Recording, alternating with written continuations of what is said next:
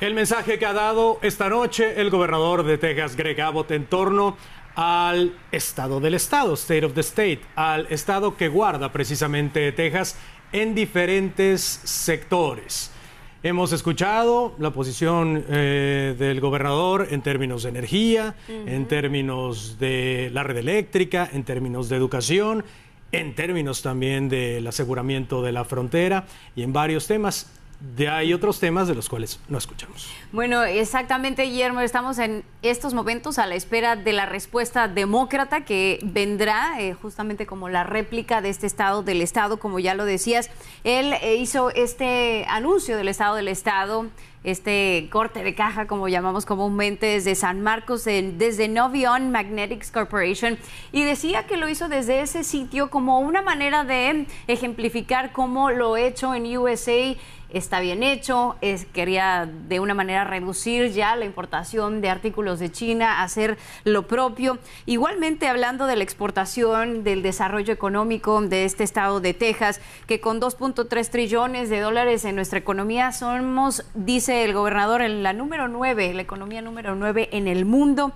Sin embargo, también que nuestros negocios aquí en Texas tienen esa oportunidad de desarrollarse, de tomar el destino en sus manos, decía, ¿no? Los tejanos tienen esa oportunidad de tomar su destino en sus manos, de ese boom que ha tenido Texas últimamente, que mucha gente se ha venido pues migrando de otras ciudades a nuestro estado, Guillermo, y por eso decía que la red eléctrica se tiene que mejorar porque, bueno, mucha gente lo está viendo como una capital no solo económica, sino de calidad de vida.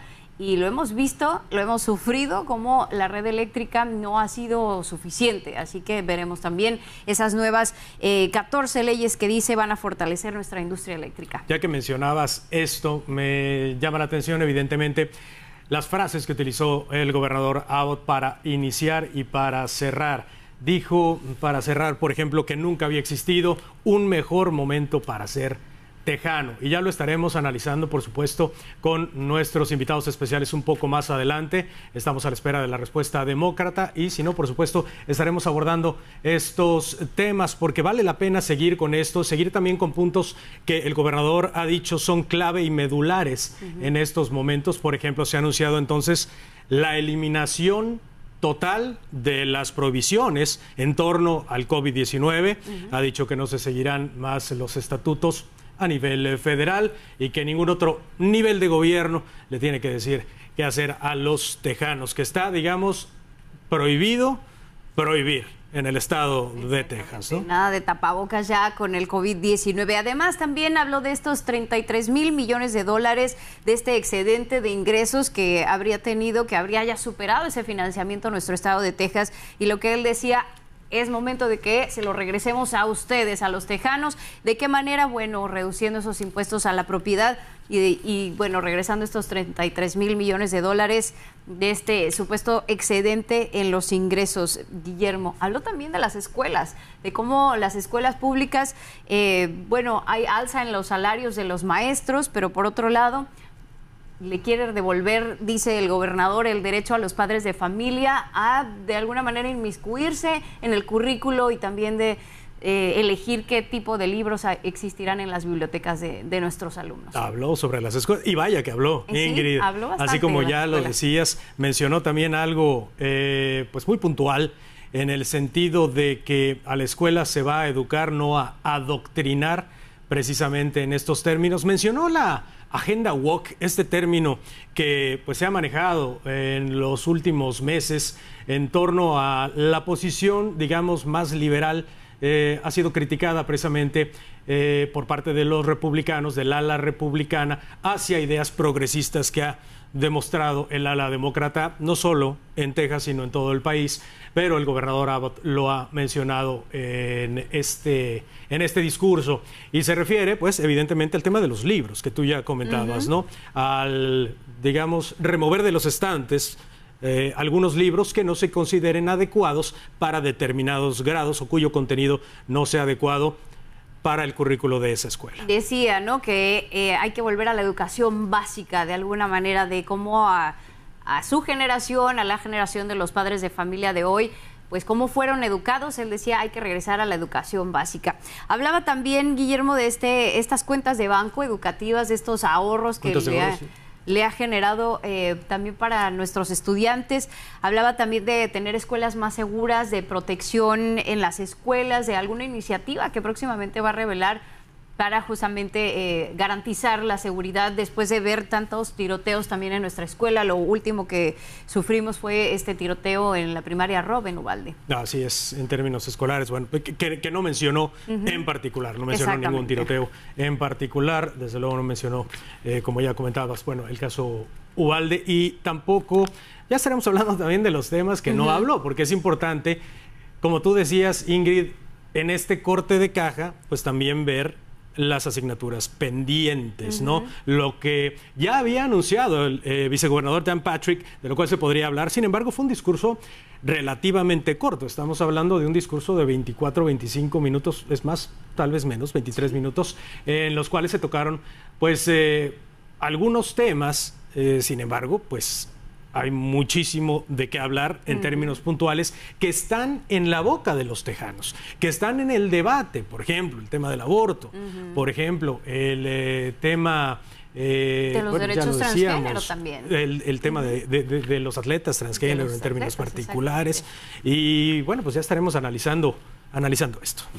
Precisamente para analizar este estado del estado de Texas, invitamos a Jerónimo Cortina, analista político de Telemundo Houston, y también a Orlando Sánchez, fundador de Texas Latino Conservatives. Bienvenidos y gracias por estar aquí.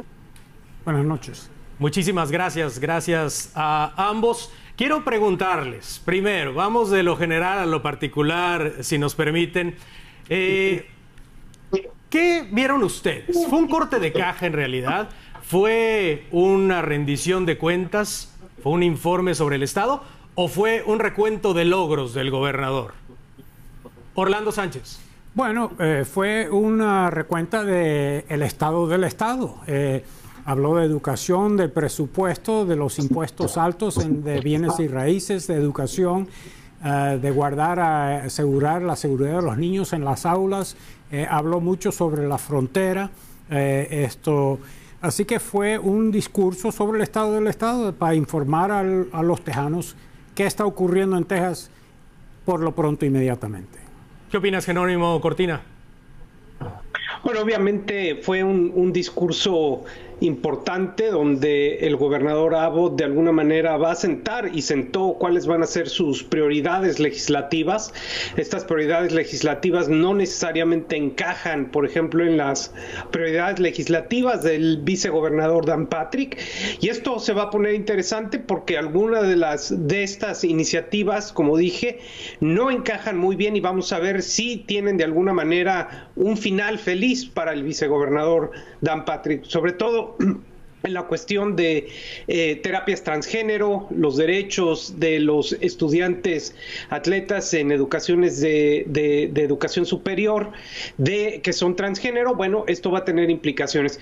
Y también hemos visto que hubiera una certeza muy clara en lo que sería también la agenda de lo que sería el líder de la Cámara Baja, el representante Felen. Bueno, Jerónimo, también quedaron muchos temas afuera, ¿no? Como decíamos, Guillermo, quedaron muchos temas que no vimos que él tocara, como el tema del aborto, como estas pastillas abortivas que se había dicho que iban a empezar a enviar por correo. ¿Por qué no habrá tocado ciertos temas? Ese es un punto extremadamente importante. Obviamente este es un discurso, además de sentar las prioridades legislativas del gobernador, es un discurso que le permite darse una prioridad y lanzarse y aumentar lo que sería su posición a nivel nacional. La mayoría de la opinión pública a lo largo de este estado y también a lo largo del país no está de acuerdo con imponer este tipo de leyes que restringen también el aborto. Texas es una de las legislaciones donde está más restringido. Obviamente en esta sesión legislativa se van de alguna manera a ampliar algunos casos donde el aborto sí puede ser legal, pero obviamente este es un tema que generaría mucho ruido, sobre todo en lo que sería el Partido Republicano a nivel nacional.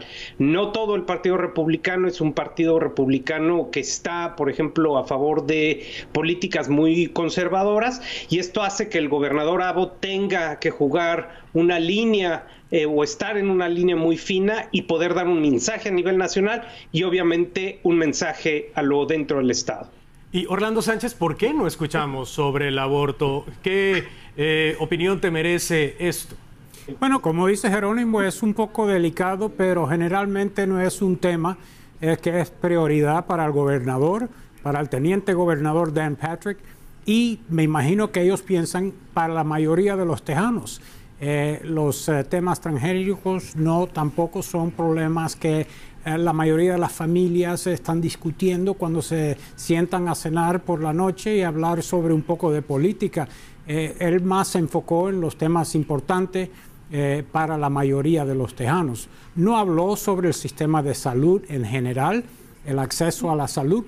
Sabemos, por ejemplo, que en este estado, y particularmente entre los hispanos y los afroamericanos, el sobrepeso está a un nivel crisis entre la juventud que acaba en el tipo 2 diabetes, que es súper carísimo para el sistema de salud. No lo tocaron. No tocaron el tema sobre juegos, el gambling, como dicen, que se va a ser discutido en la legislatura este año. Así que, y tampoco me llamó mucho la atención que hay una división en este estado entre las comunidades, vamos a ir, urbanas y suburbanas y rurales, ¿no? Y no se enfocó mucho en los problemas urbanos que existen en ciudades como San Antonio, en Dallas, en Houston, que como sabemos aquí en Houston, tenemos muchos problemas que no existen en otras partes del estado. Orlando Sánchez, te pregunto, escuchamos, por ejemplo, al gobernador hablar de esto que ya comentábamos, el adoctrinamiento en lugar de la educación, lo que se ha estado viendo, que no se debe adoctrinar, sino educar. En términos generales, el gobernador siempre ha estado en contra de la prohibición, pero al mismo tiempo se muestra a favor de prohibir diferentes contenidos en las escuelas. ¿Qué opinión le merece a los dos? Empezamos contigo, Orlando. Bueno, la mayoría de los padres no quieren que los hijos sean indoctrinados. Los valores que reciben los niños deben de ser inculcados por los padres, no el gobierno. Al fin y al cabo, las escuelas públicas son el gobierno. Están dirigidas por una mesa elegida. Por ejemplo, aquí la zona escolar tercera más grande de los Estados Unidos, HISD, la maneja una mesa directiva elegida por el público. Pero los padres han pedido a los diputados, a los políticos, que ellos son los que quieren determinar el futuro y los valores de sus hijos, no el gobierno. También... Jerónimo Cortina, ¿qué opinas de esto desde el punto de vista en el que lo veíamos? Pero yo creo que es importante distinguir lo que sería enseñar temas difíciles, temas que pueden causar de alguna manera alguna incomodidad, pero obviamente son temas que se deben de tratar. Son temas, por ejemplo, cuando se habla, por ejemplo, temas muy, muy, muy serios como fueron los temas históricos de la esclavitud. Son temas que deben de estar, son temas que deben de estar presentes. Se debe de hablar también, sobre todo, a las edades que sean apropiadas, temas de sexualidad, porque obviamente en esta nueva generación, en estos nuevos tiempos, con toda la información que tenemos, los teléfonos celulares, todo esto, los niños y las niñas están expuestas a muchas cosas y ellos tienen que tener las herramientas necesarias para poder discernir.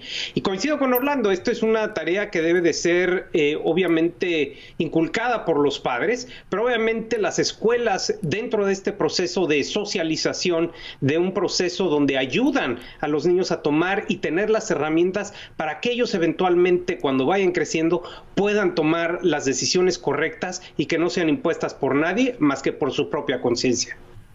Bueno, Jerónimo, siguiendo con este tema de las escuelas, él hablaba de escuelas más seguras, de protección en las escuelas, pero como ya decíamos, Guillermo no mencionó en ningún momento a las familias de Uvalde, a las víctimas, ninguno otro de los tiroteos, ni específicamente cómo iba a abordar la seguridad en las escuelas. ¿Cuál es tu opinión sobre esto y qué podríamos esperar en próximos meses? La mayoría de la opinión pública en el estado de Texas está a favor de que se implemente leyes que regulen el uso y la compra de armas de fuego de una manera racional, de una manera donde el sentido común sea el sentido que privia en esta regulación. Obviamente todos están a favor, la mayoría de la opinión pública en el estado de Texas, de que existan, por ejemplo, leyes que impidan tener uso de armas a personas que no tienen las capacidades suficientes, personas que están metidas, por ejemplo, en delitos de violencia doméstica, personas que, por ejemplo, no pueden tener la edad. Obviamente está ahorita una de las iniciativas de ley en la Cámara de Diputados del estado de Texas, es poder aumentar la edad para comprar un rifle de alto poder de 18 a 21 años. Y son cosas que se deben de hablar, son cosas que todo mundo debe de entablar un diálogo, y es un diálogo que yo espero que se dé entre la Cámara de Representantes, el Senado y obviamente que el gobernador también intervenga, pero que escuchen también a la mayoría de la gente que está a favor de que existan estas regulaciones. No sobre regulación sobre la compra y el uso de las armas, sino una regulación que sea de sentido común. Bueno, y Orlando, justamente la tenencia de armas, ese es otro tema que no escuchamos. ¿Por qué? Bueno, en Texas, por ejemplo, el segundo amendamiento es muy importante, como dicen en inglés, el Second Amendment, todos hablan sobre eso. El estado de Texas es un estado que le gusta mucho la cacería, le gustan comprar sus armas de fuego, pero déjenme decir, hay leyes para prevenir que las armas de fuego no caigan en las manos incorrectas. Por ejemplo, yo no puedo ir a una tienda a comprar una arma de fuego sin entregar una identificación, sin tener un examen de la FBI, a ver si yo tengo delitos criminales. Lo que pasa es que el intercambio personal no se puede regular. Por ejemplo, si Jerónimo me quiere vender un rifle y yo lo compro, es una transacción personal. ¿Cómo se va a controlar eso? ¿Qué puede hacer el gobierno? El problema es, y yo estoy de acuerdo, deben de haber regulaciones razonables que, por ejemplo, un niño de 16 años, una arma de alta, una arma poderosa no deben de comprar sin que los padres le den autorización o que ha tomado un curso si lo va a usar para cacería. Y pueden haber regulaciones, pero sí existen. El problema es, por ejemplo, en la ciudad de Houston, si te roban tu arma de fuego de un carro y la policía captura a la persona que lo robó, esa persona va a la corte y ese mismo día está otra vez en la calle. Hay que enforzar las leyes. Por eso dice el gobernador que de aquí en adelante quieren tener una ley que si uno comete un delito con una arma de fuego, mínimo de 10 años en la prisión. En nuestro noticiero de las 5 hablábamos del tema, 63 casos de asesinatos, precisamente con armas que se han robado de automóviles aquí en Houston. Sí, desde luego, un tema. Me muevo al tema migratorio, si me permiten. El gobernador mencionó una política de fronteras abiertas del presidente Biden, como ya lo ha mencionado en otros escenarios, el cruce de migrantes récord que le ha enviado a la Guardia Nacional, que ha arrestado 24,000 migrantes, que ha enviado a migrantes a otros estados. Estamos hablando, Orlando Sánchez y Jerónimo Cortina. Primero tú, Orlando, por favor, ¿de un tema de seguridad realmente o estamos hablando de un juego político frente a la administración demócrata del presidente? Aquí es donde yo, por ejemplo, no estoy completamente de acuerdo con mis colegas republicanos. Sabemos nosotros que llevamos largo plazo en este país. Ustedes, por ejemplo, no sé si saben, yo soy inmigrante. Llegué a este país en el año 62 como refugiado. El tema de la inmigración ilegal se ha puesto en un partido de fútbol político.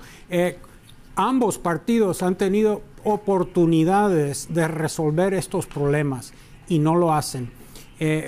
para mí, mientras haya una demanda para obreros que le paguen bajo ingresos, va a seguir la inmigración ilegal, porque ese es el apetito, esa es la demanda. Y lamentablemente, claro que con el transporte de estas personas entran las drogas, entra el tráfico humano, entra el elemento criminal. Pero sí, yo estoy de acuerdo que esto es un tema más político que cualquier otra cosa. ¿Y tú, Jerónimo? Coincido con Orlando, tanto republicanos como demócratas han tenido la oportunidad de resolver este problema. Este es un problema federal, es un problema que es una prerrogativa del Congreso Federal, de la Cámara de Representantes a nivel nacional, y son ellos los que tienen la última palabra de decidir qué se hace y qué no se hace, por un lado. Por otro lado, obviamente, el factor político es muy importante, sobre todo en este informe del gobernador Abbott, en el sentido de poder, una vez más, proyectarse a nivel nacional. Obviamente, durante la pandemia, los flujos migratorios tendieron a ser menores, obviamente se han disparado en los últimos años. Sin embargo, las nuevas políticas que ha incorporado la Casa Blanca hace un par de semanas han estado funcionando. Y esas mismas políticas, cuando vino el presidente Biden a visitar Texas, donde el gobernador Abbott le entregó una carta, esas políticas obedecen de alguna manera a lo que va a pasar cuando el título 42 deje de estar presente en lo que sería la frontera. Ha mejorado, hay mayores penalidades para aquellos que cruzan sin documentación, pero obviamente el factor político y el factor político de la migración es una cuestión que ha estado presente desde los 1800 hasta hoy en fecha. Es un factor político que ayuda a ambos partidos políticos, al republicano sobre todo, para decir el supuesto caos que existe en la frontera, y por otro lado para los demócratas también les acomoda esta situación porque se aprovechan para poder atacar a sus contrincantes políticos. Entonces es un tema que ayuda políticamente a ambos partidos, y obviamente en esta ocasión el gobernador Abbott le trató de dar lo que sería una buena posición a nivel nacional políticamente hablando. Y quisiera agregar también, si me permiten, que el peligro en todo esto es que para nosotros lo que está ocurriendo es, con tantos inmigrantes indocumentados que están llegando a este país, lamentablemente estamos creando una población permanente clase baja, que no tiene derechos, no tienen voz, viven en las sombras, y eso no se debe permitir en este país. Orlando, en este otro tema de los cárteles mexicanos, el gobernador dijo específicamente que los ha determinado como organizaciones terroristas. Pues sabemos obviamente que hay cárteles de otras nacionalidades. Hablo específicamente de los cárteles mexicanos. ¿Esto abre la puerta de alguna manera a el racismo contra una nacionalidad en específico? Pues claro, porque aquí hay traficantes rusos, hay traficantes chinos. Sabemos que el fentanil llega de la China. Claro que a veces la cocaína, la marihuana pasa por México, pero no es exclusivamente México. En un periodo hasta los cubanos, los colombianos estaban exportando drogas, así que es peligroso decir que nada más que los carteles son mexicanos, pero sí hay carteles internacionales que están funcionando en este país, eso lo sabemos. Jerónimo, en tu caso, ¿cuál sería ese análisis de también esta crisis de fentanilo, de estos mismos cárteles que el gobernador decía son específicos mexicanos?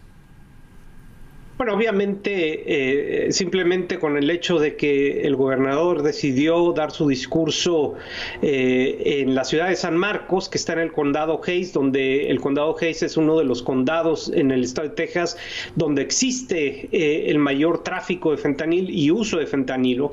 Obviamente es una cuestión que se debe de regular, de alguna manera se debe de prohibir. Es una droga extremadamente peligrosa y, como han dicho muchos expertos, expertos muchas veces se esconden en otro tipo de drogas sin saber lo que se está tomando.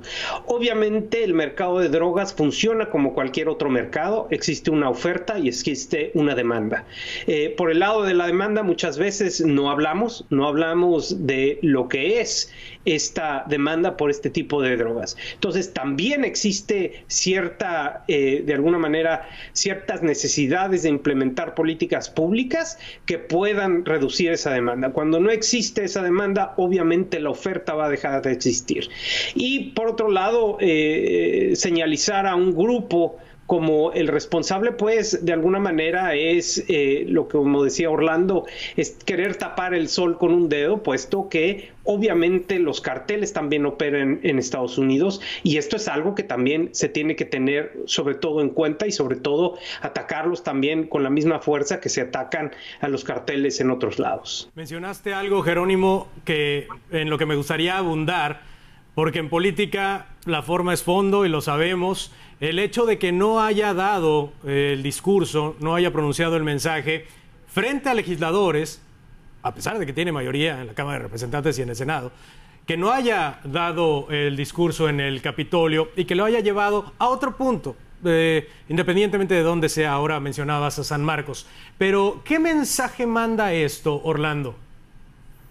De verdad no puedo decirte por qué fue la decisión, por qué tomaron esa decisión ir a San Marcos y no a la Capitolio de Austin, donde tiene los diputados, la mayoría son republicanos. No tengo respuesta para eso. No sé por qué cambió de Austin a San Marcos. ¿Y lo ves desde otro punto de vista tú, Jerónimo? Es decir, más allá de lo que comentabas, la cercanía con la frontera, el tema de trasiego de drogas, ¿lo ves desde un punto de vista político?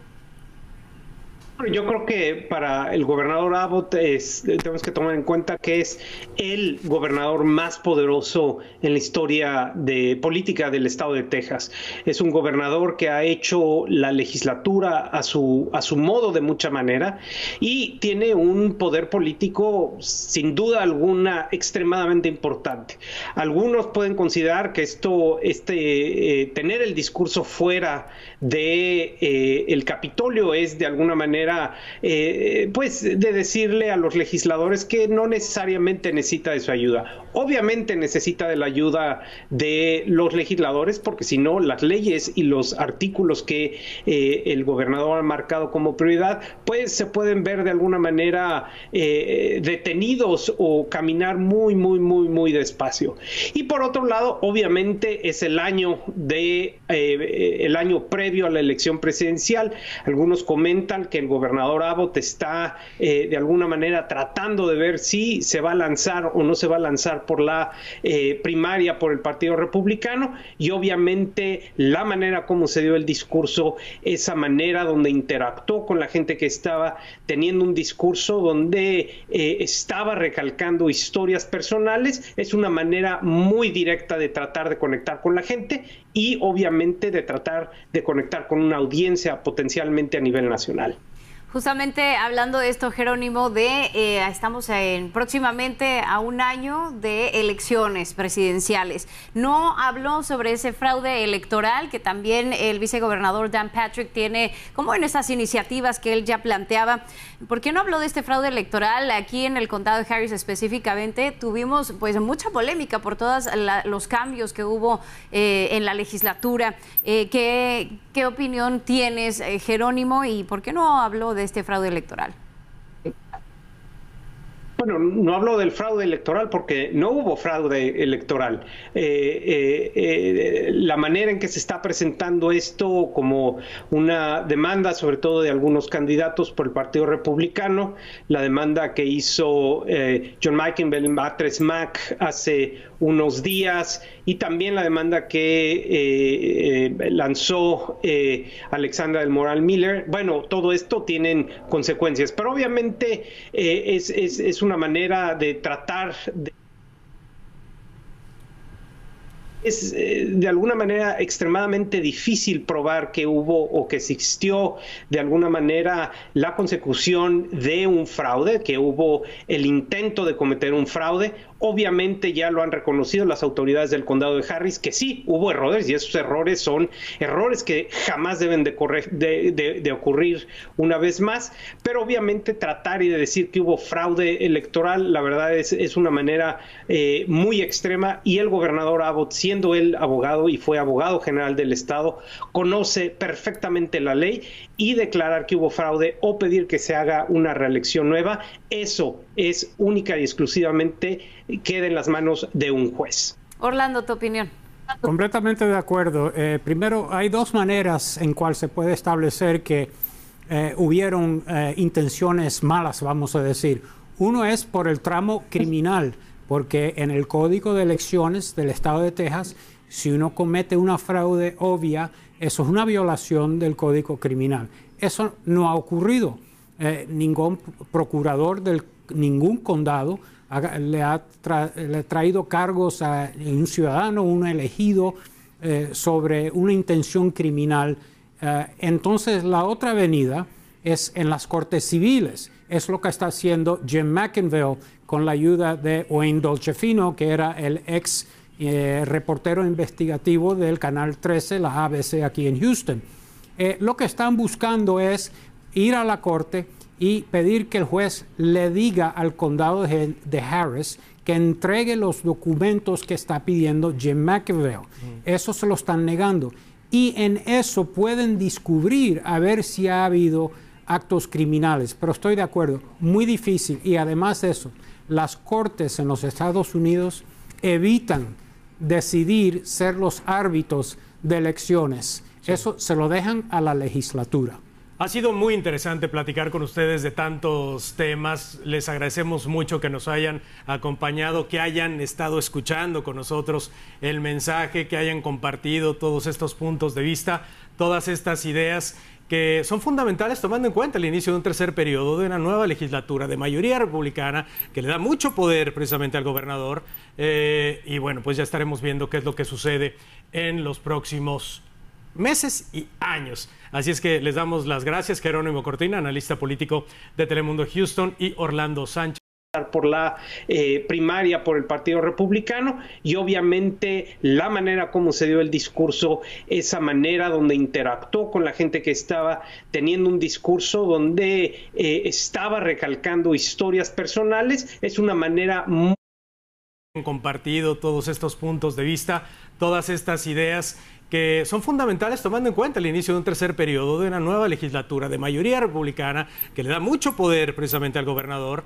Y bueno, pues ya estaremos viendo qué es lo que sucede en los próximos meses y años. Así es que les damos las gracias, Jerónimo Cortina, analista político de Telemundo Houston, y Orlando Sánchez, fundador de Texas Latino Conservatives. Gracias por habernos acompañado en esta transmisión sin precedentes a través de Roku y de diferentes plataformas digitales de Telemundo Houston y Telemundo Texas. Gracias. Encantado, muchas gracias. Muchísimas gracias, y sobre todo vamos a ver qué pasa de aquí al 18 de junio, que termina esta legislatura número 88. Por supuesto que los vamos a volver a invitar a ambos para seguir analizando estos temas, sobre todo que hoy el gobernador Abbott estuvo hablando de nuevas iniciativas de seguridad, de economía, de la frontera. Vamos a ver cómo se desarrolla esta legislatura número 88 rumbo a también las próximas elecciones. Ya lo decían nuestros analistas, esto podría ser pues un pequeño guiño a